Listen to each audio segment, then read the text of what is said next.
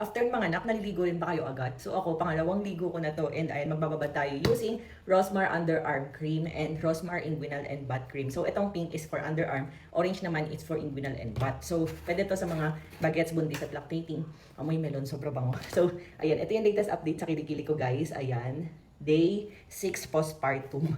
So medyo hindi siya kaputian, kaya magbababad tayo. Ganyan lang naman siya guys. Yung underarm cream na to super sulit kasi kahit konti lang ilagay mo, ganyanin mo lang sa iyong kilikili, 'di ba? Ayan. So pwede mo siyempre mas damihan, ganyan.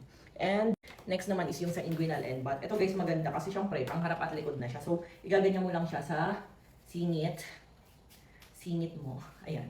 Lalo na sa mga CS mom, kasi napansin nyo ba guys, meron akong parang tape pa dito, yung sa CS na scar. So, ayan, nangangati talaga siya and parang ganyan. And pwede mo rin to kahit mga hanggang legs. Ayan, babad lang natin na ganyan. Ito maganda kasi extreme whitening na to. Kaya kung gusto nyo na maputi ang singit at kuyukot, gumamit lang kayo nito. As in, pwede mo nga siyang hindi na banlawan eh. Pwedeng hindi na siya banlawan. Pero syempre, kung makapal ang nilagay mo, banlawan mo, ganun. So, ayan, samahan nyo, maliligo tayo ngayon kasi na, gusto ko na maligo. Ayan. Samahan nyo kong maligo. And ang gagamitin kong sabon naman is itong Rosmar Tagayako. Ubus na.